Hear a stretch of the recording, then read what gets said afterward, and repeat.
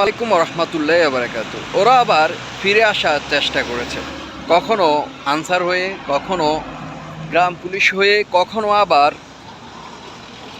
Facebook হয়ে, কখনো আবার তারা রিক্সাওয়ালা হয়ে, আবার কখনো এখন আবার সাহায্যের বিষয় নিয়ে তারা ফিরে আসার চেষ্টা করছেন। আমি তাদেরকে কঠিন হুঁশিয়ারিভাবে বলতে চাচ্ছি যে বিগততে অনেক করেছেন, আল্লাহর বস্তে এ ধরনের বিষয় বন্ধ করুন। আপনারা আর যতভাবে ফিরে আসুন, আপনাদেরকে প্রতিহত করবে ছাত্র জনতা সবাই।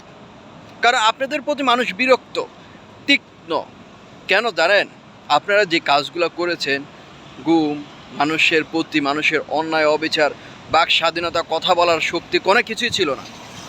সে থেকে মানুষ অতৃষ্ণ হয়ে গেছে। এখন মানুষ দেখুন, আপনি আওয়ামী লীগ করেন, বিএনপি করেন, জামাত করেন, মন খুলে কথা বলতে পারছে, যে তারা এখন পোস্ট করতে পারছে, ফেসবুকে লেখালেখি করতে পারছে, সব কিছু। আপনাদের প্রতি বিরক্ত।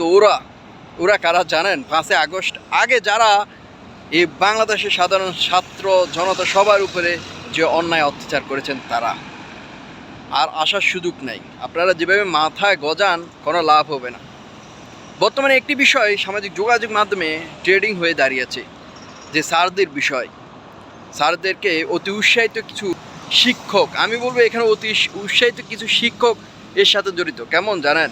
কারণ আগে যে শিক্ষকগুলা মানে নির্যাতিত হয়েছে, তারা বৈষম্যের শিকার হয়েছে, কথা বলার স্বাধীনতা ছিল না, প্রধান শিক্ষকের যা কিছু, মা বাপ, স্কুল বিদ্যালয় সব কিছুই, তারা এখন কি করতে চাইতেছে? ওই যে প্রধান শিক্ষককে হটিয়ে তারা ওই আসনটা দখল করতে চাচ্ছে একটি সুবিধাভোগী কিছু লোক।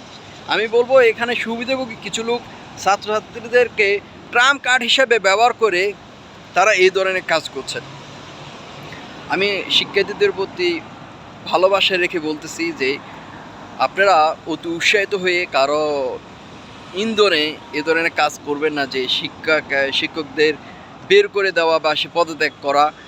বর্তমানে কিন্তু কিছু কিছু স্কুল কলেজ প্রতিষ্ঠানগুলোতে যে ছাত্ররা শিক্ষকদেরকে পদত্যাগ করে বের করে দিয়েছেন বা সিগনেচার করে মান সম্মানভাবে যেভাবে দেখছেন, এখন কিন্তু তারা কি করেছে, এখন তারা আবার তাদেরকে ফুলের মালা গলা দিয়ে আমন্ত্রণ জানিয়ে সুন্দরভাবে মাপ চেয়ে, ক্ষমা চেয়ে তাদেরকে আবার শিক্ষা প্রতিষ্ঠানে নিয়ে এসেছেন। এর চেয়েও মহাত উদ্যত্ত আর কিছুই নয়। শিক্ষক গুরু সম্মানের জায়গা, শিক্ষকদের সম্মান করুন, ভালোবাসুন, কারণ তারা পিতামাতার পরেও অভিভাবক। এরকমই একটা সমৃদ্ধ বাংলাদেশ চাই। ছাত্র শিক্ষক সবার প্রতি সম্মান, ভালোবাসা, এইটুকুই। তো যারা অতি উৎসাহিত হয়ে ছাত্রদের কাজে লাগাচ্ছেন, তারা সাবধান, ভালো হয়ে যান, সময় এখনও আছে। ওরা অনেকভাবে ফিরে আসবে। আমরা সচেতন থাকতে হবে, সজাগ থাকতে হবে।